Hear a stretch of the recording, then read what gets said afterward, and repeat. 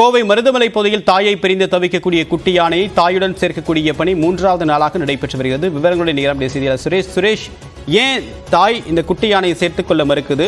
தாய் யானை இருக்கக்கூடிய இடம் கண்டறியப்பட்டதா? ஜெயபிரியன், கோவையில் குட்டி யானையை தாயுடன் சேர்க்கும் பணியில் வனத்துறையினர் ஈடுபட்ட நிலையில் 3வது நாளாக குட்டி யானையை அட்டுக்கல் வனப்பகுதிக்குள் வனத்துறையினர் அழைத்துச் சென்றதால் மீண்டும் பாச போராட்டம் துவங்கியதாக பகுதி மக்கள் பேசி வருகின்றனர். இந்த முறை எப்படியாவது தாய் யானையை குட்டியை சேர்த்துக் கொள்ளும் என்று வனத்துறையினர் எதிர்பார்த்து வருகின்றனர். கோவை மருதமலை வனப்பகுதியில் 6 நாட்களாக உடல்நலம் பாதிக்கப்பட்டு சிகிச்சைப்பட்டு வந்த பெண் யானை சிகிச்சைக்கு பின் வனப்பகுதியில் விடுவிக்கப்பட்டது.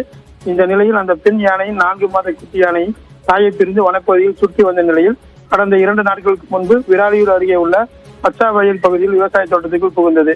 அதனை பத்திரமாக மீட்ட வனத்துறையினர் தாயுடன் குட்டியை சேர்க்கும் பணியில் ஈடுபட்டு வருகின்றனர். கடந்த 2 நாட்களாக பல்வேறு கட்ட முயற்சிகளை மேற்கொண்ட நிலையில் தாயுடன் குட்டியை சேர்க்கும் பணி தோல்வியடைந்தது.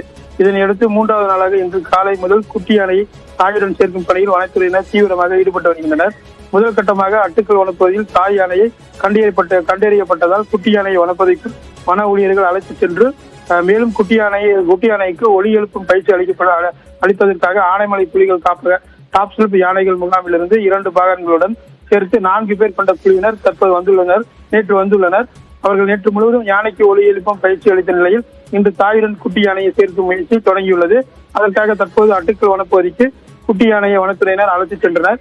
கண்டிப்பாக தாயை குட்டி யானை சேர்த்துக் கொள்ளும் என வனத்துறை எதிர்பார்த்து வருகின்றனர். கடந்த 10 நாட்களுக்கு மேலாக குட்டி யானை தாயுடன் சேர்க்கும் போராட்டம் நடைபெற்று வருகிறது. அதற்காக வனத்துறையினர் இரவு பகலும் பாராமல் வனப்பகுதியில் இருந்து பணிகளை செய்து வருகின்றனர். அதற்காக அப்பகுதி மக்கள் பாசத்துடன் வனத்துறையினருக்கு நன்றி தெரிவித்து வருகின்றனர். மேலும் இன்று வரை பார்த்துவிட்டு தற்போது தாய் யானை சேர்க்கவில்லை என்றால் ஆனைமலை புலிகள் காப்பகத்திற்கு சென்று அங்கு குட்டி யானை பராமரிக்க வனத்துறையினர் திட்டமிட்டுள்ளதாக தெரிகிறது. ஜெயபிரியன், தகவலுக்கு நன்றி சுரேஷ்.